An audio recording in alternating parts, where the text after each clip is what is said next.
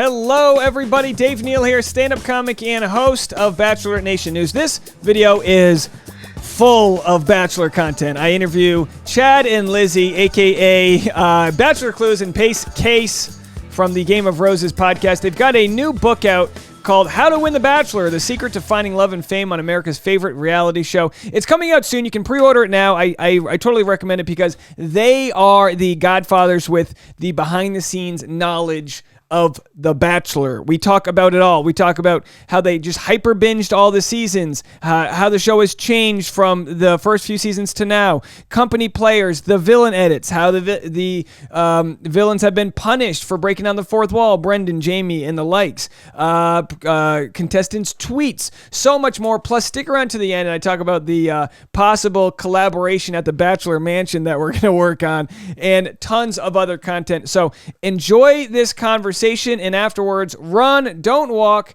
to wherever it is you buy books and purchase How to Win the Bachelor. Here's my chat with Lizzie and Chad. Ladies and gentlemen, how exciting for this conversation. We get to talk with Lizzie and Chad here, of course. They've got a book coming out called How to Win the Bachelor, and from their hit podcast, Game of Roses. Hello, guys. How are you? Doing great. Hello. Good. How are you? I'm doing great. Now, are you guys based in Los Angeles? Is that where you are? Yeah. Okay, great. I am as well. Very nice out here. I'd like it when we could do something on the Pacific timeline.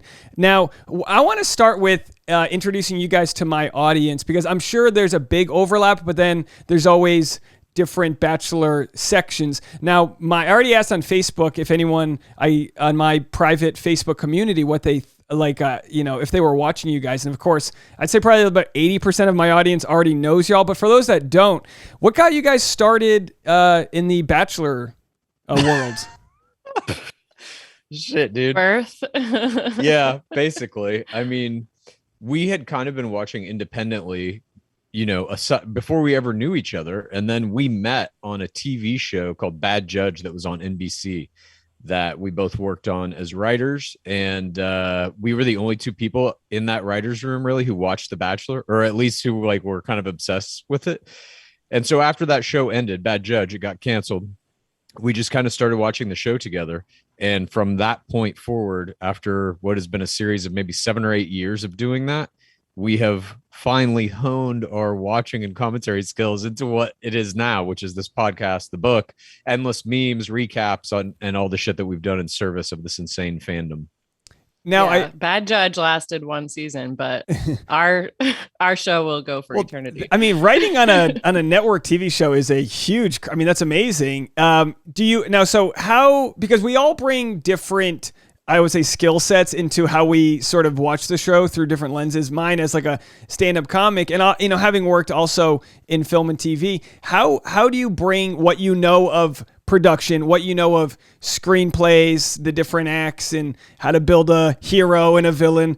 How does all that knowledge play into watching a sort of loosely, I wouldn't call it scripted reality show, but we obviously know they're nudged in directions. How do you apply that knowledge that you guys have from behind the scenes? I feel like there's definitely, we did something that we called a hyper binge when we were preparing for this book, where we watched every season of The Bachelor on 2 times speed over 2.5 months, every day for like 10 hours a day, no weekends, etc. And through that, I think, because we're TV writers, we're able to see these patterns and this structure. And I think that helped us a lot with ultimately this giant tome of what we have learned, which is, the best strategies to do well in this game, the different archetypes that are there, the villains, the fools, the princesses, etc. It's, there's a lot of overlap between reality TV and scripted. I love how you use the word tome because I just read an article about Madison Pruitt's new book that came out, and I've been very sort of critical of her. She's just kind of my love to hate, just like eye roll nonstop. But and I angered all of the Christians this past week. I mean, I've really pissed off a lot of people. I was like, I'm raised Catholic. They're like, we don't care. But the article described her autobiography as a tome, and I was like, I don't think that counts as a tome. But I don't know. What do I know? Now, having watched back all of these seasons sort of on hyperspeed here. Have you noticed any trends of how the show has evolved and stayed relevant? Oh, yes. That's what I mean, there's a huge piece of the book in the very end where we go through every season by season, and give it about like half a page and talk about what are the most important things that happen in it. I mean, one of the things that was really good about the Hyperbinge was it was like watching the entire canon of the show in time lapse. So you got to see the evolution of the game itself. Like, I think a lot of people, especially people who are just tuning in the last even like 15 season, let's say, you might think the first impression rose was there from the very beginning. It wasn't. That didn't come in until season 5 with Jesse Palmer, and there were many different weird iterations of it to arrive at what we have now.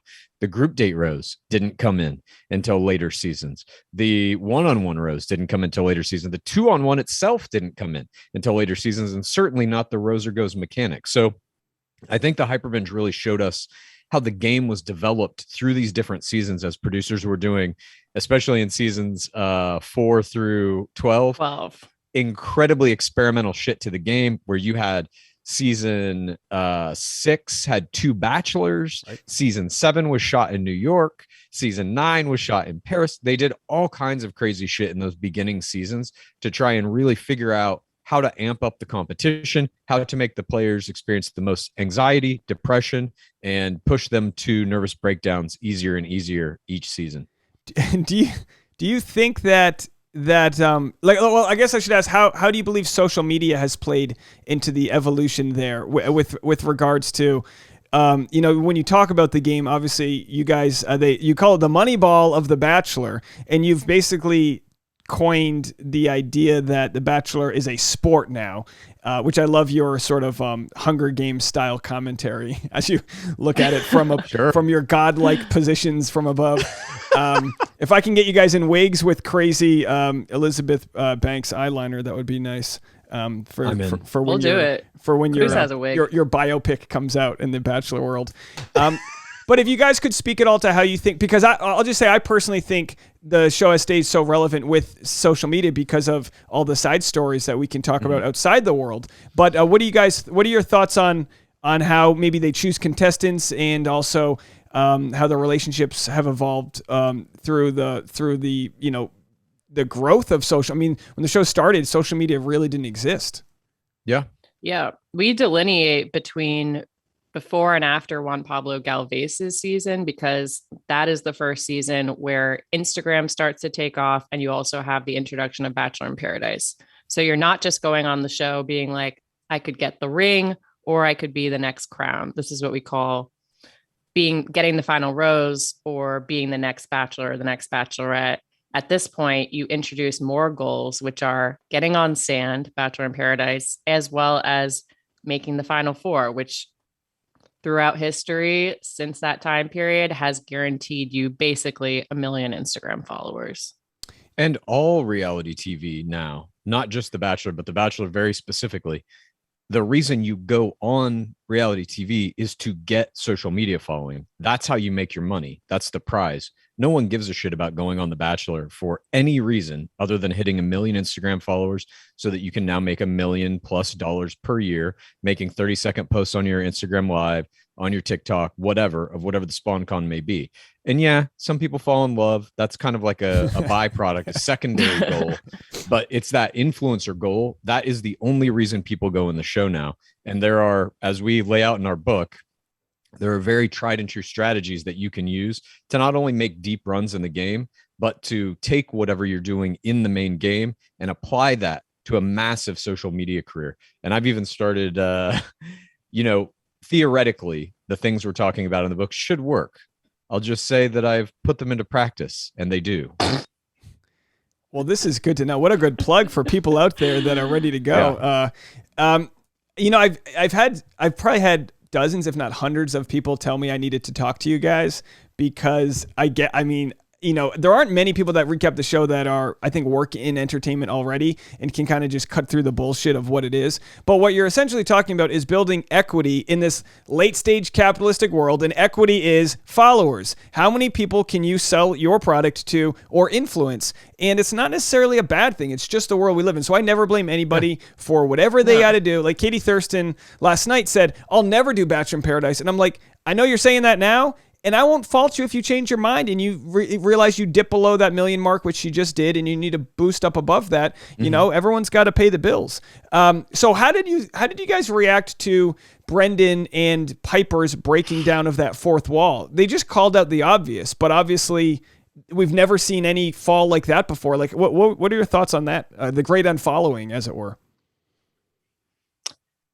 It appears that the show is taking a stance in a way which we kind of disagree with, that you can't talk about Instagram. Everybody is coming on the show for Instagram, but it is this unwritten rule that you don't talk about it. You don't talk about plans that you have, even though all of the players in this current era are DMing each other beforehand. They're all creating some plans. They're at least planning out their outfits, but they all go in and they pretend like, we're not doing this to get on TV.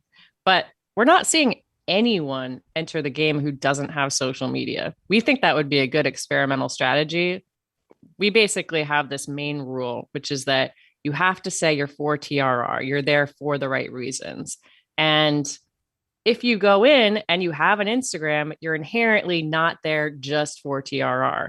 So all of these players being like, can you believe they came in just for TV time? It's like, you're literally saying this into a TV camera.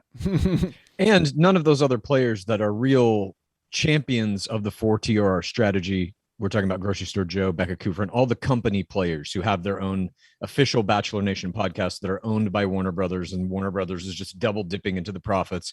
They're also using those podcasts to uphold whatever the kind of lies of the season are that they're promoting on whatever season that may be.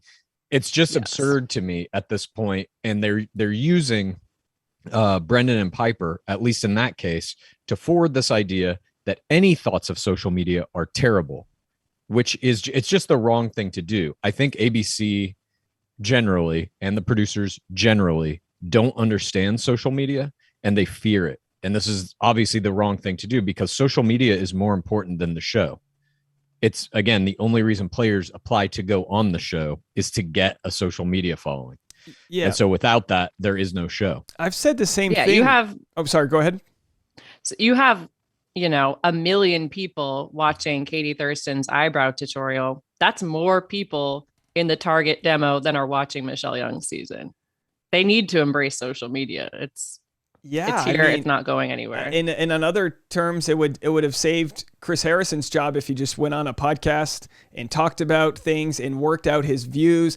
Not in defending him, but just like they hide behind this old school way of media, and they've built these wildfires by not addressing Rachel Kirkconnell. Of course, they were just waiting till after the final rose so that they could tell the story on there, but they could have had that conversation in a very spoiler-friendly way online. All the spoilers are there if you want to find them. I couldn't agree more. And you guys mentioned like the company men players, like Grocery Store Joe, and it seems like as long as those checks are being cashed, you stay with that line. But then you get someone like Blake Horstman. Now he was made to be, pretty much like soft Me Too'd on Bachelor in Paradise, and they forced his hand to be like, this isn't what happened. I'm showing receipts X, Y, and Z, and now he's become kind of like a guy who's really not affiliated with the show in any way whatsoever, and he's like, calls out the BS. Like, of course, Brendan and Piper are talking, just breaks down that fourth wall. And I think a lot of people relate to that honesty there. And I look at it this way. It's like, I go to the Magic Castle and I brought a friend, and he starts asking the magicians like, hey, how did you do that trick? And I'm like, you don't ask the magician how they do the trick. You know it's a trick. You just accept it. And I guess that's what the Bachelor producers are kind of like, we know a lot of this is highly edited and this and that.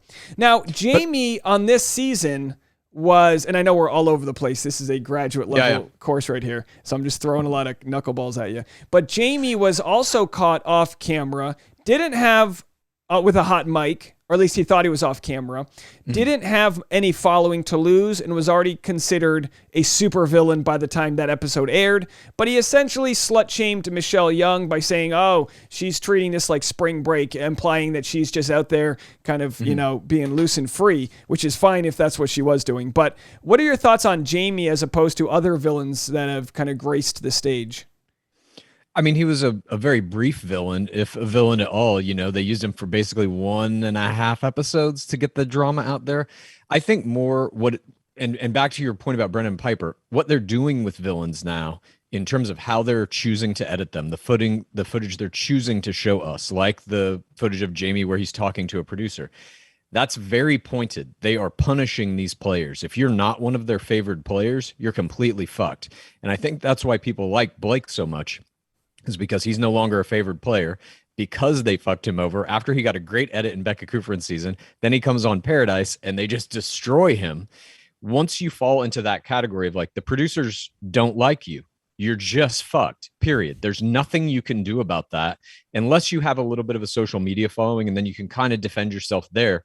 And we even saw with Jamie, he was posting on his Instagram stories, I'm sure you saw the messages he was getting from people that were just like fucking horrible. And I think really what we get into when we start talking about villains is this idea that most of the audience doesn't understand this.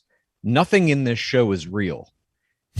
Yes, these people are saying these things, but the producers are choosing to edit it in certain ways. They're choosing to Frankenbite shit that people have never said in order to exacerbate villain edits. All of that stuff is fake. It is pro wrestling. And the people who believe these people are really sinister pieces of shit and deserve to have these horrible things said to them, those people think this is all real. They're buying into the lie. And we talk a lot about this on our show, that like, this is kind of what contemporary American culture is. If you're talking about politics, if you're talking about reality TV, it's like all the same. Whatever the image is that's put in front of you, many people believe it's real. Social media is similar, and just none of it is. None of it is real. It's also the nature of villains on this show has changed a lot. I mean, you have the heyday of the villains, season 21, Nick Vial with Corinne Olympios. She ended up with like 600,000 or 700,000 followers, you know, like making a pretty good career for herself after that point. At this point, villains are villainized so much on this show that even if they have a following, it's taken away, like Brendan Marias, and you're just receiving constant death threats at this point. Like, that's just baked into it. That's what you're signing up for when you go on the show, is the percentage chance that something like that will happen to you, and you're going to get this kind of vitriol. Now, when you mentioned Jamie, the comments you were talking about are people basically saying his mom committed suicide because, or maybe he's the reason his mom committed suicide, which is horrible. The thing with death threats and horrible comments like that is 1 out of 100 people are clinically psycho. There's a portion of an audience that is psychopath, like that doesn't feel emotions and says wild things, or is going through so much hurt that they never think. And 99% of the times when a Bachelor alumni responds to a troll like that, they go, "Oh, I didn't even think you'd read this. I'm sorry." Like I watch people cower when I respond to their actual hateful comments when I feel like responding. It's the comic in me who's like, "Okay, I'm not gonna let this one go," and then I'll like. Oh, you're engaging the trolls. Oh yeah, but I justify it. That's by dangerous. The algorithm helps it helps the videos. If I'm like there's this one lady I want to block, but like, oh, she gets a list of people commenting after her, and I'm like, it's good for the unfortunate way the system works. All engagement is good engagement. It's what can you do? I honestly think, I'll be guilty with maybe some sensationalized headlines, but I think people stick around for my content because we hose it all down. We go, okay, let's talk about Rachel Kirkconnell. Let's talk about Matt James and right. Chris Harrison. And I get a lot of hate for it. I got a message from Rachel Kirkconnell's mom, Kim Kirkconnell. And that's when my channel started taking off, and I was going, whoa, this is crazy. The Sun and a few other people ran with this story that she was starting this anti Chris Harrison Facebook group, and she was like, hey, this group started and I was trying to delete comments. She was literally trying to delete comments when she wasn't at work on her, full-time job. And I just think of my own mom going, oh my gosh, how over her head must she have been trying to stop this wildfire that was existing, which might be the greatest Bachelor storyline ever. Would you think that the Rachel Kirkconnell, Matt James storyline is the best ever? As far as the guy, Chris Harrison's gone. The whole show's taking a different turn from there, right? Season 25 to me was almost like in the Marvel cinematic universe, Avengers Endgame. It was like 25 years has been leading into 25 seasons has been leading into this. Over 18 years, you're building to this moment. It's the first Black Bachelor. It's this crazy fucking scandal, which there's speculation the producers knew that she had these posts, and they always know about the racist posts and shit like that, and they're using it for drama. But then she winds up winning the show, so now they have to defend her, and they send out Chris Harrison to do it with Rachel Lindsay. It's like every piece of it just keeps getting crazier and crazier, and you just can't fucking believe it. And then, of course, it ends with Chris Harrison is no longer the host of the show that he's hosted every season of for 18 years, since the very first season, March 25th, 2002. And after that, then we have what we have now. And that was also during the pandemic bubble seasons. It's such a weird time in the show. And I think that moment was one where everybody just felt the fucking weight of it. Who watches the show? The fourth audience, as we call ourselves, the people who are like watching at home. We felt the weight of that fucking moment. And it's like, we're still trying to feel again, like, oh, it's good times. It's the good old Bachelor. And I'm hoping to some degree that Bachelor 26 returns to that, because we're going to get the mansion again. We're going to get international travel again. There's now a permanent host. It's not Chris Harrison, but it's like, might as well be, the fifth Bachelor, Jesse Palmer. It's like a similar kind of just white tooth, square jawed, like NFL adjacent guy. I don't know, dude. 25 was fucking rough for sure. And yeah, that it was like the perfect storm. It was like building to this fucking moment that you were like, is the whole thing going to come down now? Yeah. And no, there's still too much money in it for ABC and Warner Brothers and NZK and all that. But big time. You guys know, obviously in the industry, big time money there, big time spinoffs, and so much there that it would probably, I feel like they could go a few seasons of real dipping numbers, but and not to say that they might not need to evolve and do more side stuff with the social media, but of course, not to say that the Bachelor producers aren't at fault for letting what happened. This is, they threw Matt James in as the Bachelor after the George Floyd, this social movement that swept the world, and too little too late in some ways. I mean, they had years. I mean, there's old interviews of Chris Harrison being like, our audience is white. So we give them someone they identify with, when they could have told better stories. And of course, it's almost like this, you couldn't write it better. Rachel Lindsay, the first Black Bachelorette, who had Leon, a pretty much known racist with horrible tweets. Her story was sort of sabotaged, and then she gets to interview Chris Harrison and let him dig his own grave, and it all could have been avoided probably very simply. But right. But that thing you're saying with Rachel Lindsay season 13 of Bachelorette with Lee Garrett, he had very open racist tweets, like easily found, not even things he's retweeting or liking. These are things he's tweeting, comparing the KKK to the NAACP and shit like that. The producers, I think, and many people think, definitely knew about that and put him in that season specifically to generate a racism storyline.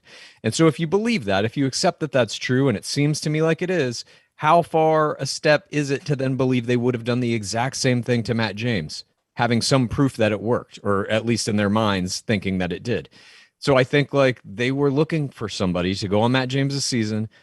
Personally, again, this is just my opinion, but I think that they were looking for somebody to go on his season who was from someplace, who might have those kinds of things in their background so that it would come up. And then they just didn't realize, oh shit, she's going to win the whole season. What do we do now?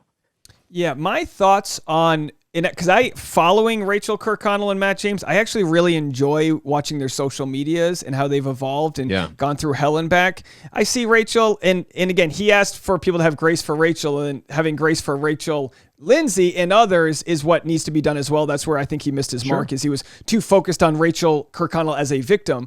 But I see someone from a historically racist county in Georgia who is learning about things. My fiance's from Kentucky. She was taught that the Confederate, the Civil War was about one thing. So we have a broken educational system, which we can see throughout the country's issues that we have now in the fear-based media and all that jazz.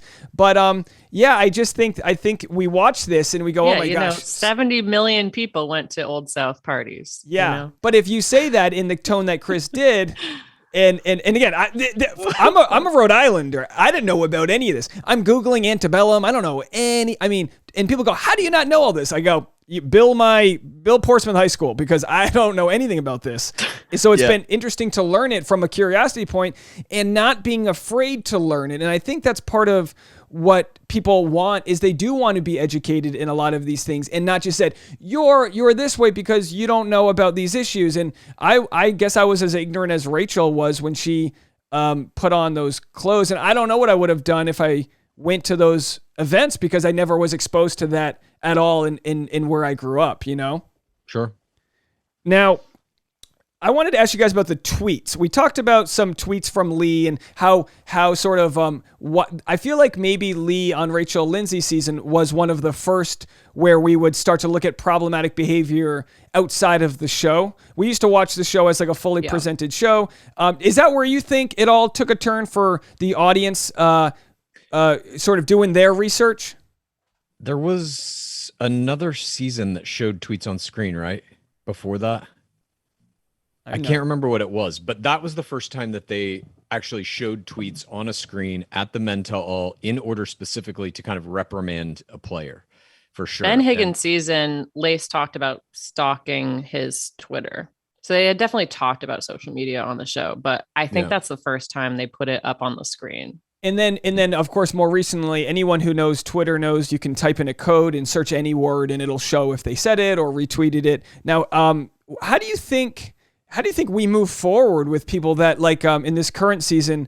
I think his name's Will. Just he didn't tweet anything, but he retweeted very misogynistic things about, you know, masculinity and a lot of just very off the wall things. Because on the show, Will became, I believe that's his name, became a fan favorite quickly. He was the guy who had his jacket thrown in the water, and then all of a sudden people go, oh yeah, but he totally denounced, he totally retweeted some bizarre things. He hasn't yet addressed it, but where do we draw the line with holding these players accountable for what they've said or endorsed?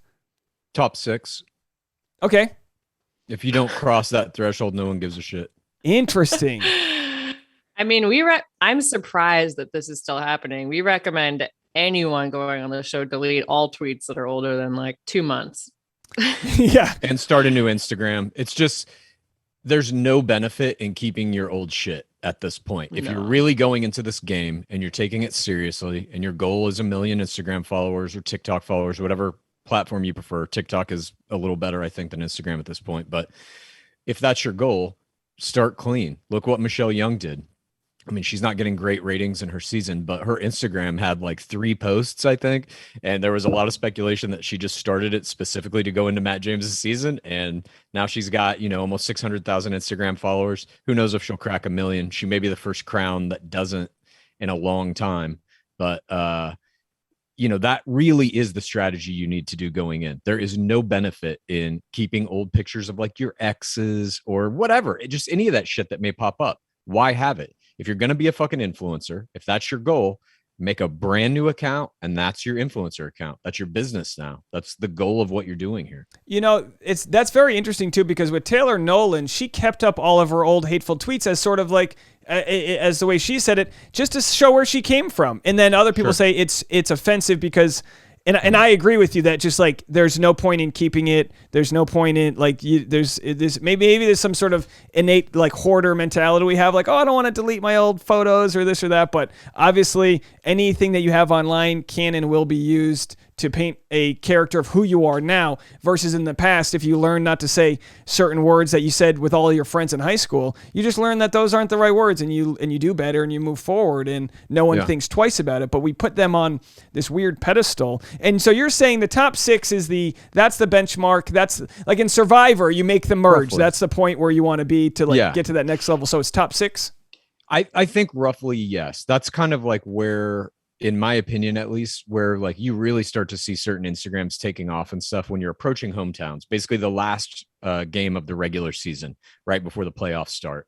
Those players all get like enough attention that I think the scrutiny starts getting very intense. That's when you have like, oh, well, this person went to high school with them for half a semester and now they're making a TikTok that gets like 500,000 views because it's like, well, he was an asshole to me once, I think at lunch or something. And that fucking blows up, It just becomes this thing that if you go into the game now and you make it past a certain point, which I believe is roughly top 6, every moment of your online life is going to be scrutinized by the fourth audience. There are going to be Reddit threads about it. It's like if you go into this game, you have to be prepared for your entire life to be turned upside down. That is the cost of potentially getting your million Instagram followers. By the way, it's good that old tweets don't hold up. It's good that society is progressing. It's good that there is more light being shown on these things that we just accept growing up. And then you realize that it's marginalizing certain communities. Great. Absolutely. I totally agree. When it comes to Grocery Store Joe, we'll wrap up here in a minute. Will there ever be another first day guy that makes it this far? I mean, he's like a Weekend at Bernie's. The guy's on the Mount Rushmore. I mean, what a climb. Like, what are your thoughts about him? Like, what do you think? I mean, he has set incredible records.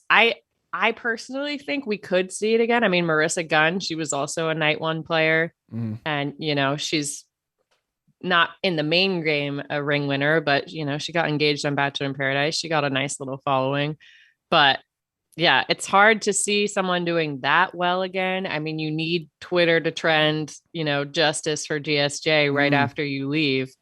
Which is, I was going to ask, do you think if he made it 5 weeks, he would have had this future? Like, was it just people were so flabbergasted? Yeah. They were like, he's a good looking guy. What are you doing, Becca?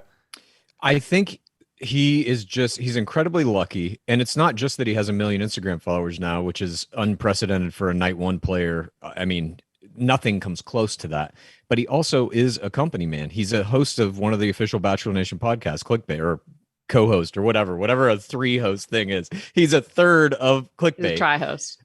So he's upholding the company lie again and again and again on all those things, and they're paying him well to do that.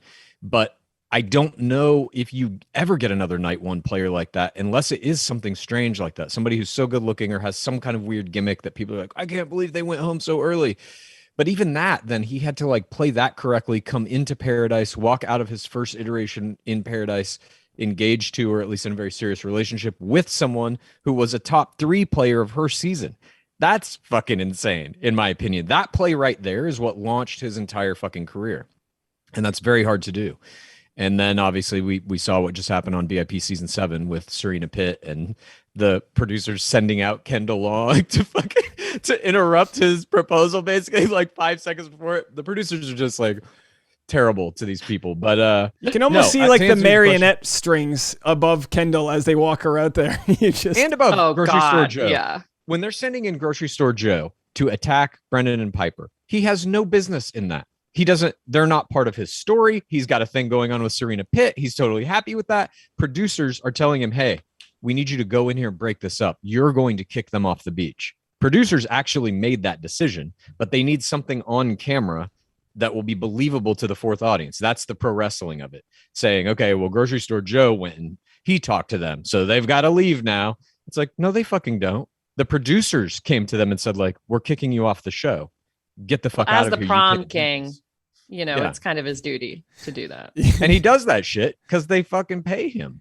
Now, and then he goes on his show and is like, well, they were just there for the wrong reasons. It's like, no, dude, delete your Instagram account and quit your job at Clickbait if you're so for the right reasons. Yeah. Because you're getting paid through the fucking ass to do all this shit. And it's crazy. And like you guys run and operate your program, I've got mine. We wouldn't exist if it wasn't for the absurdity of the company men and the way that their podcasts are run. Yeah. I think they're horrible. I mean, I click on them and I go, you can just see, like, you can almost see Grocery Store Joe's TV of him watching a sports game off camera. They're so He's bad. Dialing it in.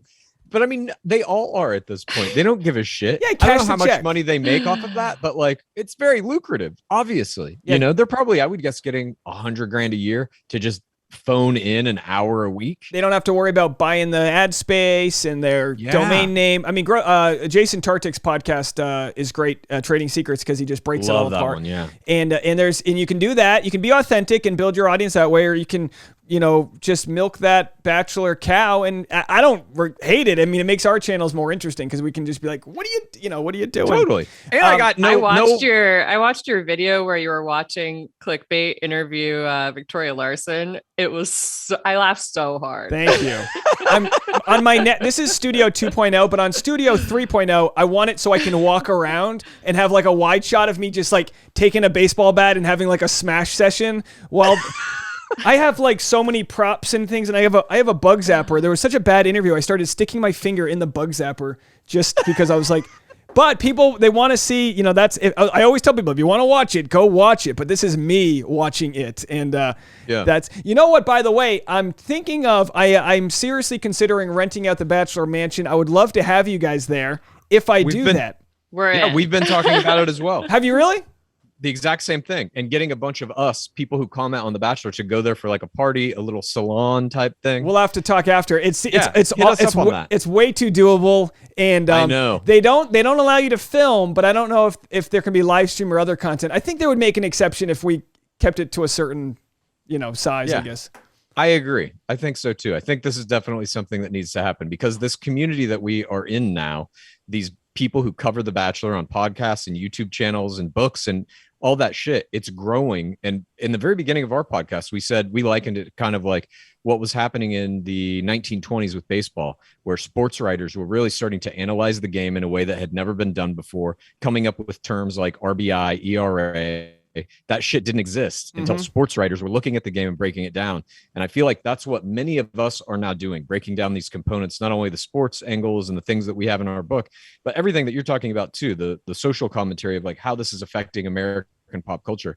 And I think there's enough of us now in this kind of coverage tier who are doing really detailed work that we should all be talking to each other. We should be helping each other. We're going to definitely have to talk off camera about that because I'm totally in. I need to wrap up. My free Zoom coverage is going to end soon. and I kept you guys too long here. You're like, let's rent out the Bachelor Mansion. I do not want to pay for Zoom. Isn't that funny? That's literally where I draw the line. The book's called How to Win the Bachelor, The Secrets to Finding Love and Fame on America's Favorite Reality Show. I looked this up. It's 336 pages. I like to look up angel numbers. And your angel number 336 says your monetary needs will be met as you serve your life purpose and fulfill your spiritual destiny. So congrats on advance on a best-selling book. People can go pre-order it. I'll have a link below. But thank you guys so much for opening up and talking to me about all this, and I'll definitely get my audience to go rally around and get that book. Thank you so much for having us, man. It's a pleasure. We're huge fans. All right, we'll see you at the mansion. Absolutely. All right, bye, guys. Bye. All right, there it is, folks. Leave a comment. Let me know what you guys think. Don't forget, you can go purchase How to Win the Bachelor, The Secret to Finding Love and Fame on America's Favorite Reality Show.